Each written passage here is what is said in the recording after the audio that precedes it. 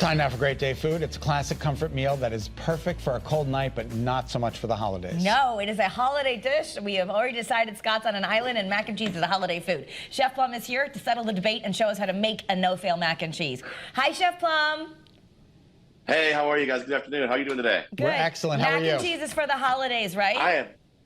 Listen, this is a wonderful time of year. It's the snow's outside. It's cool. It's very festive, which is holidays to me. And listen, mac and cheese you can make anytime, but like this kind of great mac and cheese, I mean, even the Weathersfield Coraliers know that this is definitely a holiday. There you have it, everybody. Wait a minute. Do that again. Ready? 1, 2, 3. Mac and cheese is a holiday dish. Unbelievable. Told you. Unbelievable. Listen, so it's in my book, it is kind of a holiday food, but it could be served anytime. You're right about that, Scott. I mean, absolutely. But you think of Christmas time, you think of the ham, you think of the side dishes, but mac and cheese has got to be the top of the list. I'm going to show you how to make one that is just absolutely no fail, easy, and using like really classic French techniques. It's pretty easy. All And right. Carrie, you can handle this? I hope so, because I know I've got your easy, quick one for a weeknight, but I'm excited to see the one that up a notch. Right, the easy, quick one. That's the easy one. Here we go. Let's kick this up a notch. Let's grab our burner here and get the heat on it. And then what I'm going to do is I'm going to take a little bit of butter, right, just regular whole butter, and I'm going to put the butter right on the pan like this, right? Get it in there. And what we want to do is we want to melt that butter down. Okay, we're going to melt it down, and we're going to create a roux. Now, while that's happening, you can get a pot back here like I've already done, and I've already cooked off some pasta. You can use whatever pasta you want. Pasta is pasta in my book.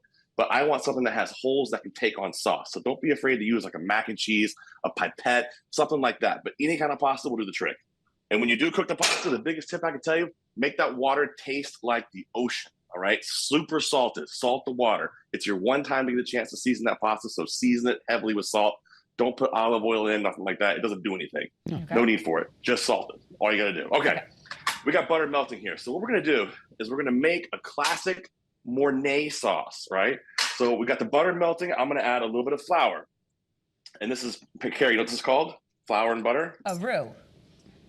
Yes, we are making a roux. Okay. Yes, we are making a roux. Okay. So we're going to whip this together. And what's going to happen, that butter and that flour are going to come together beautifully, like this, Okay. right? Yep. When they start to come together and clump up a little bit, right, there we go. We're going to add a little milk to it, okay?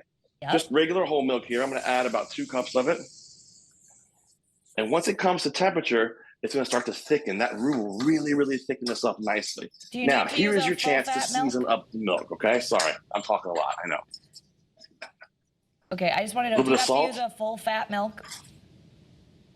This whole milk. I'm just using whole milk, but you can use whatever kind of milk you want. Okay. Like for me, listen, you wouldn't believe it by looking at me and my Adonis-like figure, but I do like whole milk, believe it or not. Here we go. So we got that going. I'm going to add a little bit of garlic powder. Now, this is a trick my wife used to do, and I've fallen in love with it because it adds so much cool flavor to this. Yep. So there we go. Add a little garlic powder to that. Yep.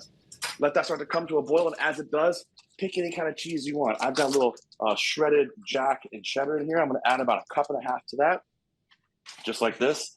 Give a little mix around, and let it start to melt and come together. While that's happening, I've taken some breadcrumbs here, and I put the breadcrumbs in this bowl with a little bit of that cheese, and I've shredded up some Romano cheese into that, right?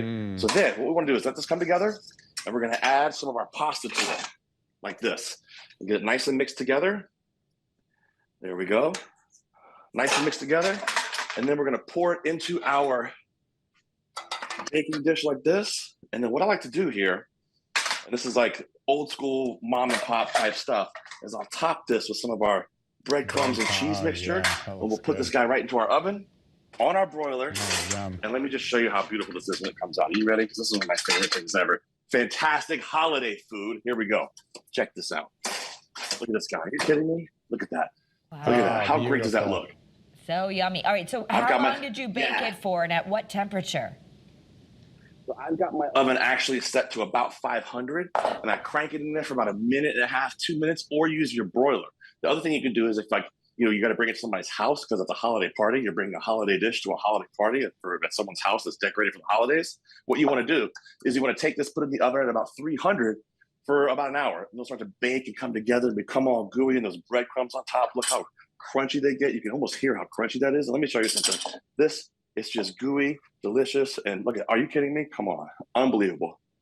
That looks One of my favorites. amazing. Well, thank you. Amazing. Amazing. And of course, everyone always, yeah, delicious. Come over and bring it to us. Exactly. People Thanks. always want to know where the recipes are. We share them on the Great Day Connecticut Facebook page and on our Instagram page. So look for them and save them because you'll want to make this.